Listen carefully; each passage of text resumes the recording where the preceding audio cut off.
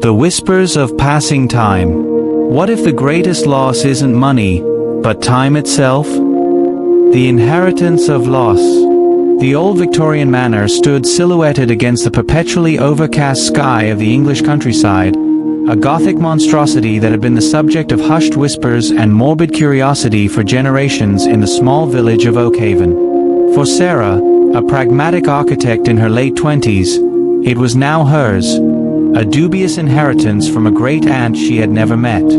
Blackwood Manor, as it was ominously known, came with a legacy of misfortune, unexplained disappearances, whispers of madness, and an air of profound, lingering sorrow that clung to its stone walls like the damp ivy.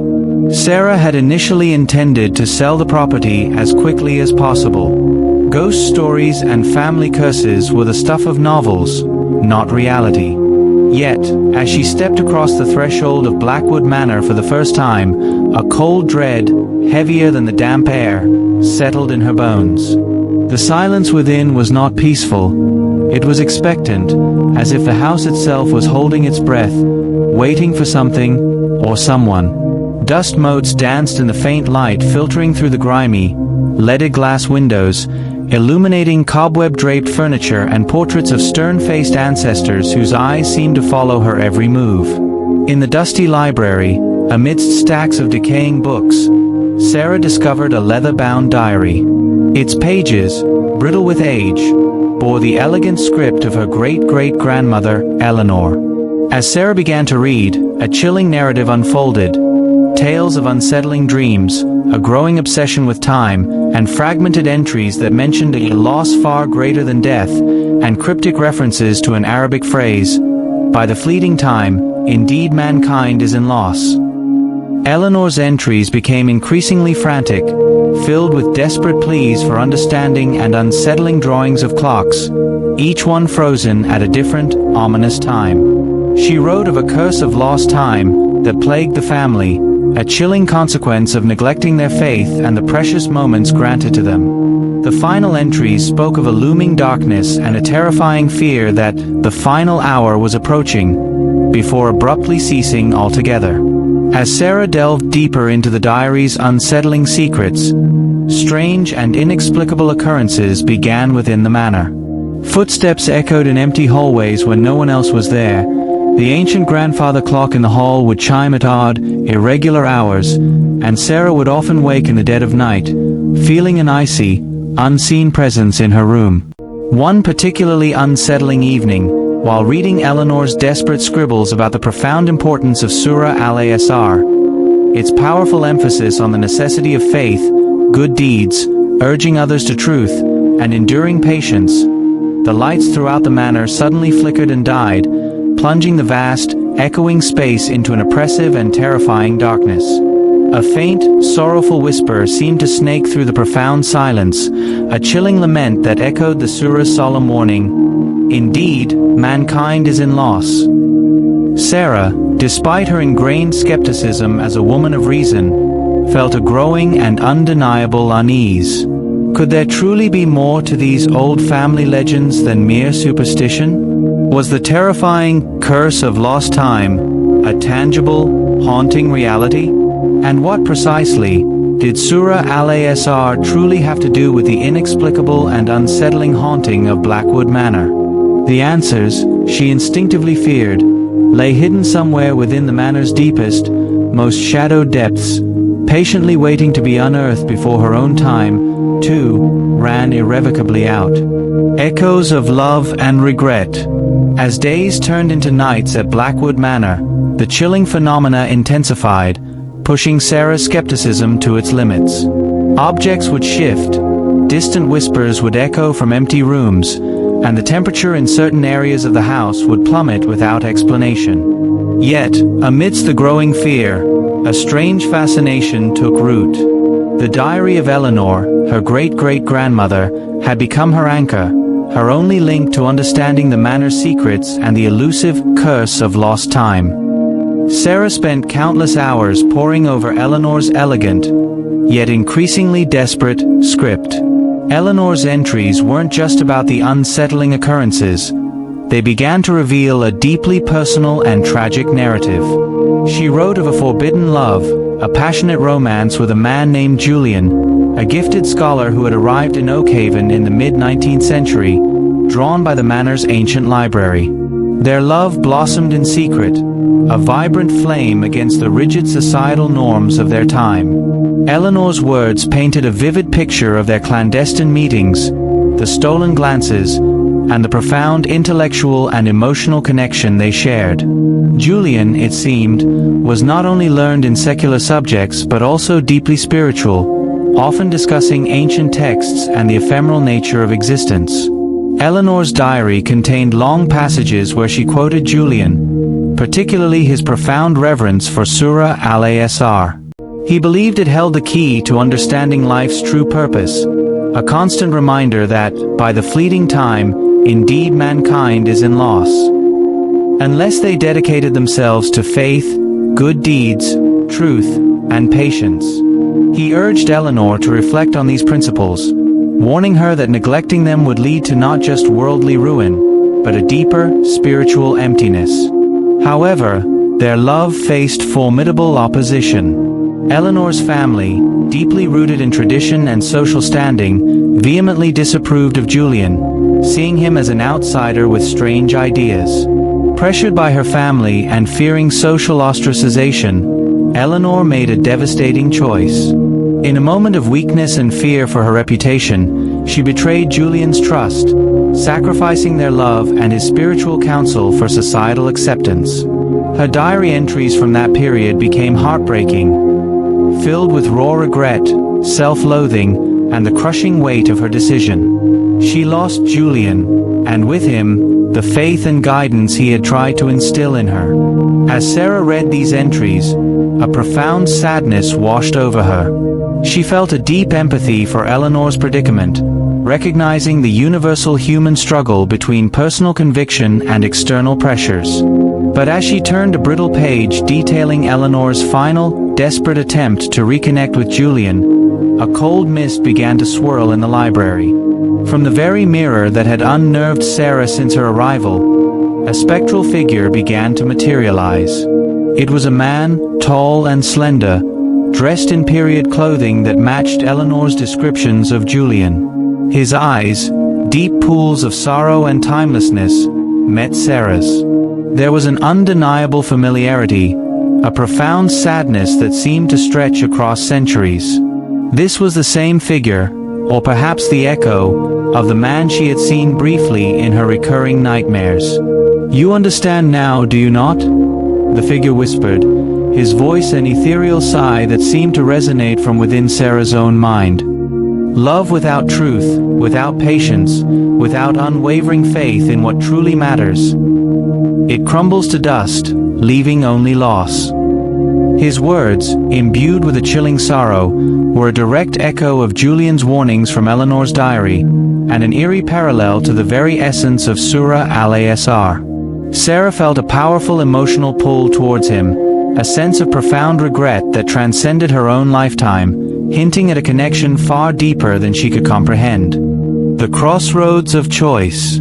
The spectral manifestation of Julian, or what seemed to be his lingering essence, faded back into the mirror, leaving Sarah trembling but also deeply, profoundly moved.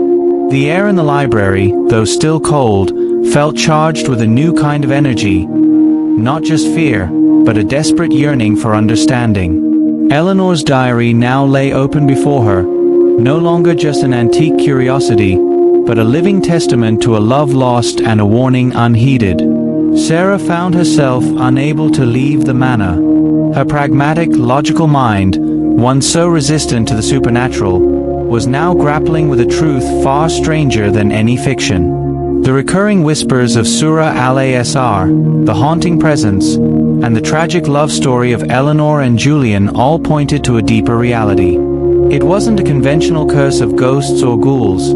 It was a curse of unfulfilled purpose, of wasted time and spiritual neglect.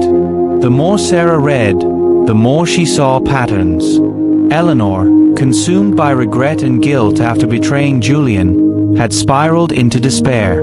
She had lost her faith, abandoned the good deeds she once cherished, stopped seeking truth, and her patience had worn thin, leading to a life of quiet suffering within the manor's walls. Julian's warnings, based on Surah Al-Asr, had come true for her. By the fleeting time, indeed mankind is in loss, if they don't hold on to these four pillars. This realization brought Sarah to a crucial moral crossroads. She saw echoes of Eleanor's struggles in her own life, albeit in a modern context. Had she, too, been caught in the relentless rush of time, neglecting deeper connections for superficial gains? Had her own ambition blinded her to the importance of patience in relationships, or the pursuit of a truth beyond material success? The manor wasn't just haunting her, it was forcing her to look inward. One evening, as the moon cast long, skeletal shadows across the floor, Sarah found herself drawn back to the mirror. This time, Julian's reflection was clearer, though still ethereal. His eyes, though sad, held a flicker of hope. He didn't speak with words, but with images and feelings that flooded Sarah's mind. Moments from Eleanor's life where she could have chosen differently, opportunities to mend her broken faith or reconcile with Julian, all lost to pride or fear. Sarah felt an overwhelming wave of guilt, not just for Eleanor's choices, but for humanity's collective tendency to squander the precious gift of time. The spiritual weight of the Surah's message pressed upon her. Every second was an opportunity, a chance to do good, to speak truth, to practice patience, and to strengthen one's faith. To waste it was to embrace an inevitable loss, a void in the soul. Julian's presence seemed to pose a silent challenge. Could Sarah, armed with this newfound understanding, break the cycle? Could she, in some way, atone for Eleanor's past, and perhaps for the loss that continued to haunt her family line? The task felt immense, a heavy burden of centuries of regret. She knew it wouldn't be easy, but the alternative, to succumb to the same despair and be lost to time like her ancestors, was a fate she refused to accept. The choice was clear.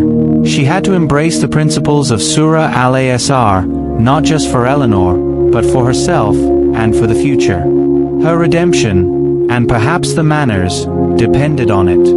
Redemption through time. With newfound clarity and a fierce determination, Sarah committed herself to understanding and embodying the principles of Surah Al-Asr. The abstract concepts of faith, good deeds, urging truth, and patience were no longer just ancient verses. They were a roadmap to breaking the generational cycle of loss that haunted Blackwood Manor.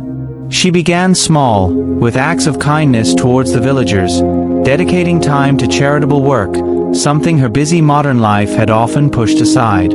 She practiced patience with herself and others, realizing how quickly frustration could lead to rash decisions, mirroring Eleanor's past mistakes. Most profoundly, she started to delve into the spiritual aspect, finding solace and strength in quiet reflection and prayer, something she hadn't genuinely explored before.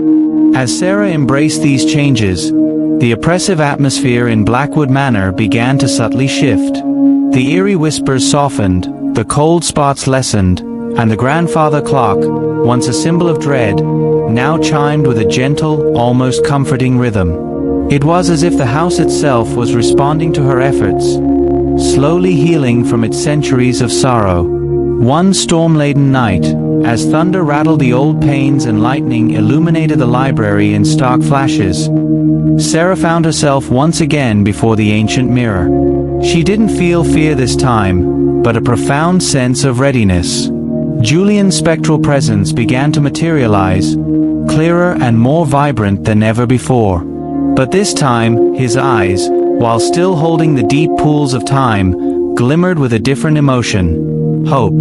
He didn't speak with words, but his essence communicated a final, profound spiritual test. Images flooded Sarah's mind. Visions of future temptations where patience would be stretched thin, moments where speaking the truth would be difficult, and instances where modern life could pull her away from her newfound faith and good deeds. It was a test of resilience, of whether her understanding of Surah Al-Asr was truly ingrained, or just a temporary fix. Sarah stood firm. She looked directly into Julian's eyes, not with terror, but with love and acceptance, an empathy for his eternal sorrow, and a firm resolve for her own path. She silently vowed to live each fleeting moment with purpose, to cherish relationships, to seek wisdom, and to always remember the transient nature of this world and the eternal value of righteous living. It was her promise, not just to Julian or Eleanor, but to herself and the divine. As the last peal of thunder faded, Julian's form shimmered. A gentle, knowing smile touched his ageless face, and in that smile, Sarah felt centuries of regret finally lift from the manor. His image didn't vanish in fear or sorrow, but slowly, peacefully, dissolved into a soft, golden light that radiated from the mirror, filling the room with warmth. It was not a disappearance, but a redemption, a final release. With Julian's essence at peace, a profound sense of tranquility settled over Blackwood Manor. The morning light that streamed through the newly cleaned windows felt brighter, filled with the promise of a new day.